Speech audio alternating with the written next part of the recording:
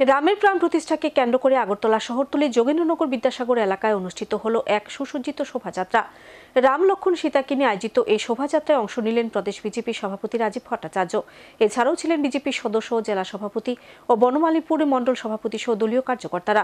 সুসজ্জিত শোভাযাত্রাকে ঘিরে অংশগ্রহণকারীদের মধ্যে লক্ষ্য করা গেল ব্যাপক উৎসাহ উদ্দীপনা। প্রধানমন্ত্রী নরেন্দ্র মোদীর হাত ধরে আনুষ্ঠানিকভাবে অযোধ্যার রামলালার প্রাণ প্রতিষ্ঠা হল ভগবান রামের।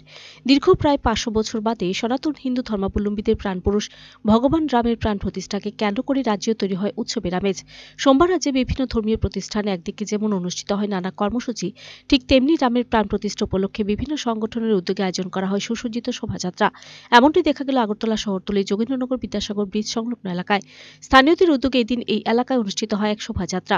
রাম লক্ষ্মণ ও সীতাকে নিয়ে আয়োজিত এই শোভাযাত্রা এলাকার বিভিন্ন পথ পরিক্রমা করে, আর তাতে অংশ নেন প্রদেশ বিজেপি সভাপতি রাজীব ভট্টাচার্য।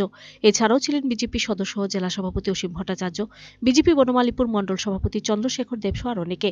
শোভাযাত্রা অংশ নিয়ে প্রদেশ বিজেপি সভাপতি রাজীব ভট্টাচার্য বলেন, দীর্ঘ প্রতীক্ষার পর দেশবাসীকে রাম মন্দির উপহার দিলেন প্রধানমন্ত্রী।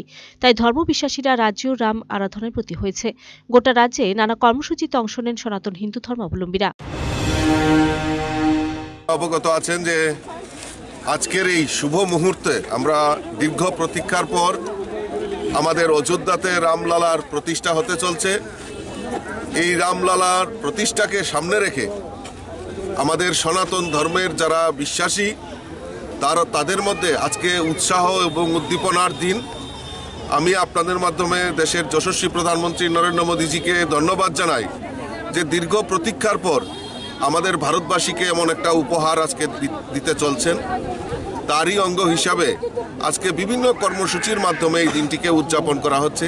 ইতিমধ্যে আপনারা জানেন কেন্দ্রীয় সরকার, রাজ্য সরকার ছুটি ঘোষণা করা হয়েছে এবং আমাদের রাজ্যের সনাতন ধর্মের যারা বিশ্বাস করে বিভিন্ন মঠ মন্দির রামের আরাধনায় সবাই ব্রতী হয়েছেন।